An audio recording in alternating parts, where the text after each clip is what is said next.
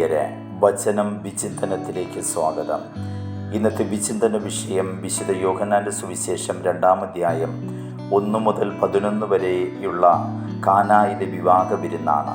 സമാന്തര സുവിശേഷങ്ങളിൽ രേഖപ്പെടുത്തിയിട്ടില്ലാത്തതും വിശുദ്ധ യോഹന്നാൻ്റെ പാരമ്പര്യത്തിൽ ഉൾപ്പെടുന്നതുമായ അത്ഭുതമാണിത്. വിശുദ്ധ യോഹന്നാൻ അത്ഭുതങ്ങളെ അടയാളങ്ങളെന്നാണ് വിവക്ഷിക്കുന്നത്. കാരണം സാധാരണ അർത്ഥത്തിനപ്പുറം ആത്മീയമായ അർത്ഥം ഈ അടയാളങ്ങളിൽ കണ്ടെത്താൻ കഴിയും. യേശു നിർവഹിക്കാനിരിക്കുന്ന മഹാകാര്യങ്ങളുടെ ആരംഭത്തെക്കുറിച്ചുള്ള സംഭവമാണ് കാനായിലെ വെള്ളം വീഞ്ഞാക്കിയ അടയാളം. ഇതിലൂടെ യേശുവിൻ്റെയും യേശുവിനെ അയച്ച പിതാവിൻ്റെയും മഹത്വം വെളിവാക്കപ്പെട്ടു. കാനായിലെ യഥാർത്ഥ അത്ഭുതം വെള്ളം വീഞ്ഞായി മാറുന്നതാണെങ്കിലും ശുദ്ധീകരണത്തിനുള്ള കൽഭരണികളുടെ വെള്ളമാണ് വീഞ്ഞായി മാറിയത്. യഹൂദർ കൈകാലുകൾ ശുദ്ധി വരുത്താൻ ഭവനത്തിൻ്റെ നടക്കല്ലിനരികിൽ വയ്ക്കുന്ന ഭരണികളാണിത്. അതിഥികൾ അധികമുള്ളതിനാലാകാം 6 കൽഭരണികൾ അവിടെ ഉണ്ടായിരുന്നത്. 6 എന്നത് അപൂർണതയെ സൂചിപ്പിക്കുന്ന സംഖ്യയാണ്. യഹൂദ മത സംവിധാനങ്ങൾക്കും ആചാരങ്ങൾക്കും മനുഷ്യന് പൂർണ്ണത നൽകുവാൻ കഴിയുകയില്ല, രക്ഷ നൽകുവാൻ കഴിയുകയില്ല. യഹൂദ നിയമവ്യവസ്ഥിതി നിഷ്കർഷിക്കുന്ന ക്ഷാളനങ്ങൾക്ക് മനുഷ്യനെ പൗത്രീകരിക്കുവാൻ കഴിയില്ല. 6 കൽഭരണികളുടെ വെള്ളം നൽകുന്ന ശുദ്ധീകരണം അപൂർണമായ ശുദ്ധീകരണത്തെയാണ് പ്രതിനിധാനം ചെയ്യുന്നത്. ഇത് യഹൂദ ശുദ്ധീകരണ കർമ്മങ്ങളുടെ അപര്യാപ്തതയെ വ്യക്തമാക്കുന്നു. ഭരണികളിൽ യേശു രൂപപ്പെടുത്തുന്ന വീഞ്ഞ് തൻ്റെ തിരുരക്തമായി മാറ്റാനിരിക്കുന്ന വിശുദ്ധ കുർബാനയിലെ വീഞ്ഞിൻ്റെ പ്രതീകമാണ്. മനുഷ്യൻ്റെ യഥാർത്ഥ വിശുദ്ധീകരണ കർമ്മം യേശുവിൻ്റെ കുരിശിലെ ബലിയിലാണെന്ന സന്ദേശം ഇത് നൽകുന്നു.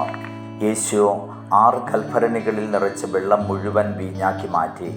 ഓരോ ഭരണിയിലും 2-3 അളവ് കൊള്ളുമായിരുന്നു. ഒരളവ് 40 ലിറ്ററിന് തുല്യമാണ്, 9 ഗാലൻ. അതുകൊണ്ട് ഓരോ കൽഭരണിയിലും 80 മുതൽ 120 വരെ ലിറ്റർ വെള്ളം കൊള്ളുമായിരുന്നു എന്ന് മനസ്സിലാക്കാം. 6 കൽഭരണികളിൽ കൊള്ളുന്ന വെള്ളം 480 മുതൽ 720 ലിറ്റർ വരെ വെള്ളമാണ്. ഇത്രയധികം വെള്ളം യേശു വീഞ്ഞാക്കി മാറ്റി. അങ്ങനെ വീഞ്ഞിൻ്റെ സമൃദ്ധിയാണ് കാനായിലെ കല്യാണ വിരുന്നിൽ നാം കാണുന്നത്. ദൈവകൃപയുടെ പ്രതീകമാണ് ഈ സമൃദ്ധമായ വീഞ്ഞ്. 6 കൽഭരണികൾ അപൂർണതയുടെ പ്രതീകങ്ങളാണ്. എന്നാൽ യേശുവിൻ്റെ സാന്നിധ്യമാണ് പൂർണ്ണതയും സമൃദ്ധിയും നൽകുന്നത്.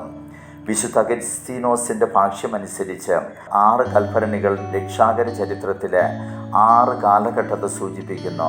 ക്രിസ്തുവിൻ്റെ മനുഷ്യാവതാരമാണ് രക്ഷാകര ചരിത്രത്തിന് പൂർണ്ണത നൽകുന്നത്. 6 കൽഭരണികളുടെ വെള്ളം വീഞ്ഞായതോടെ മെസ്സിയാനിക കാലഘട്ടത്തിൻ്റെ ആഗമനം കുറിച്ചു. ഈ അടയാളത്തിലൂടെ യേശുവാണ് രക്ഷകൻ എന്ന പഴയ നിയമ പ്രവചനങ്ങളെല്ലാം പൂർത്തീകരിക്കപ്പെടുന്നു. വീഞ്ഞായി മാറിയ വെള്ളം നിറച്ച കൽഭരണികളുടെ സ്ഥാനം ഇനിമേൽ നടവാതിൽക്കലല്ല, കലവറയിലാണ്. ഇനിമേൽ അത് അവഗണനാ പാത്രങ്ങളല്ല, കലവറയിലെ ഏറ്റവും സുപ്രധാനമായ പാത്രമാണ്. യേശു തൊട്ട് അനുഗ്രഹിച്ച ജീവിതങ്ങളുടെ പ്രത്യേകതയും ഇതുതന്നെയാണ്. വിശുദ്ധ മദർ തെരേസയുടെയും വിശുദ്ധ അൽഫോൺസാമ്മയുടെയും വിശുദ്ധ ഫ്രാൻസിസ് സേവ്യറിൻ്റെയും വിശുദ്ധ ഫ്രാൻസിസ് അസീസിയുടെയും ഒക്കെ കർത്താവ് തൊട്ട് അനുഗ്രഹിച്ചു ഏറ്റവും വിശുദ്ധവും വിലയേറിയതുമായ ജീവിതങ്ങളായി മാറി. ഈ അടയാളത്തിലെ കലവറക്കാരൻ കഥയറിയാത്ത കലവറക്കാരനാണ്. കലവറയിൽ വീഞ്ഞ് തീരുന്നതോ പുതിയ വീഞ്ഞ് വന്നതോ അറിയാത്ത നിരുത്തരവാദപരമായ രീതിയാണ് കലവറക്കാരനിൽ കാണാൻ കഴിയുക. വിവാഹ വിരുന്നിന് വേണ്ടത്ര വീഞ്ഞ് കരുതലോടെ ഒരുക്കാൻ കടപ്പെട്ടവനാണ് കലവറക്കാരൻ. അത് ഒരുക്കിയുമില്ല എന്നതു മാത്രമല്ല, വീഞ്ഞ് എവിടെ നിന്ന് വന്നു എന്ന് പോലും അവൻ അറിയുന്നില്ല. ഇപ്രകാരം നിരുത്തരവാദപരമായി ജീവിക്കുന്നവർ കുടുംബത്തിലും സഭയിലും സമൂഹത്തിലും ഏറി വരുന്നു. ഉള്ളതെല്ലാം മദ്യപിച്ചും റമ്മി കളിച്ചും മൊബൈൽ ഗെയിം കളിച്ചും നശിപ്പിക്കുന്നവരുണ്ട്. സ്ഥാപനങ്ങളെ കടക്കെണിയിലാഴ്ത്തുന്ന മേധാവികളുണ്ട്.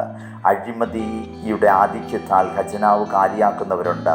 ഇവരൊക്കെ കാനായിലെ കലവറക്കാരൻ്റെ ആധുനിക പതിപ്പുകളാണ്. പുതിയ വീഞ്ഞിൻ്റെ ഉറവിടമറിയാതെ മേനി നടിക്കുന്ന കലവറക്കാരെയും കാണാൻ കഴിയും. മേൽത്തരം വീഞ്ഞ് ഇത്രയും നേരം മാറ്റിവെച്ചിരുന്നോ എന്ന് ചോദിക്കുന്നവർ. പരിശുദ്ധ മറിയത്തിൻ്റെ മാധ്യസ്ഥതയും വേലക്കാരുടെ അധ്വാനവും യേശുവിൻ്റെ സാന്നിധ്യവും അറിയാത്തവർ കുടുംബത്തിലും സഭയിലും സമൂഹത്തിലും സംഭവിക്കുന്ന നന്മകൾക്ക് പിന്നിൽ അധ്വാനിച്ച വേലക്കാർക്കോ അനുഗ്രഹിച്ച ദൈവത്തിനോ അല്ല മഹത്വം ലഭിക്കുന്നത്. അവസാനം ഇതൊന്നും അറിയാതെ രംഗപ്രവേശനം ചെയ്യുന്ന കലവറക്കാരനാണ്. എല്ലാം എൻ്റെ മഹത്വത്താൽ എൻ്റെ കഴിവിനാൽ ചെയ്തത് എന്ന് വ്യർത്ഥമായി അഭിമാനിക്കുന്നവർ ഇക്കൂട്ടത്തിൽപ്പെടും. അവർ ഇനിയും കഥയറിയാത്ത കലവറക്കാരാണ്. കാനായിലെ വിവാഹ വിരുന്നിൽ പരിശുദ്ധ മറിയത്തിൻ്റെ സാന്നിധ്യം സവിശേഷ ശ്രദ്ധയാകർഷിക്കുന്നു.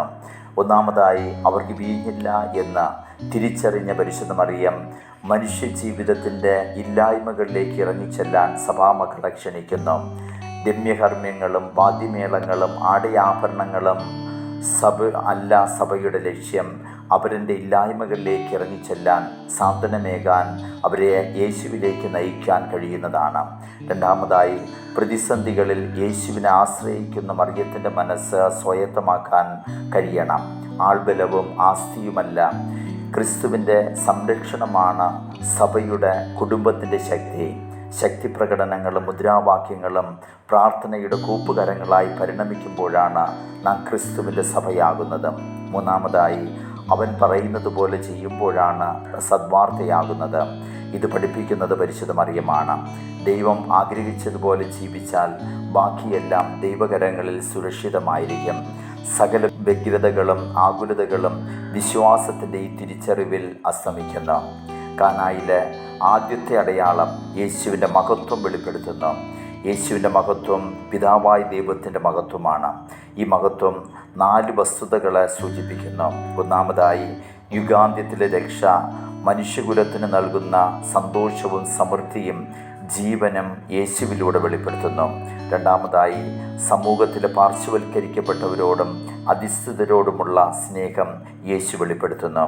മൂന്നാമതായി യേശു മണവാളൻ്റെയും മണവാട്ടിയുടെയും കുടുംബത്തിൻ്റെയും മാനവും മഹത്വവും സംരക്ഷിച്ചുകൊണ്ട് തൻ്റെ മഹത്വം വെളിപ്പെടുത്തുന്നു. നാലാമതായി തൻ്റെ സ്വർഗീയ പിതാവിനെ ആദരിച്ചുകൊണ്ടും മാതാവിൻ്റെ അപേക്ഷ സാധിച്ചു കൊടുത്തുകൊണ്ടും യേശു തൻ്റെ മഹത്വം വെളിപ്പെടുത്തുന്നു. ദൈവം നമ്മെ അനുഗ്രഹിക്കട്ടെ.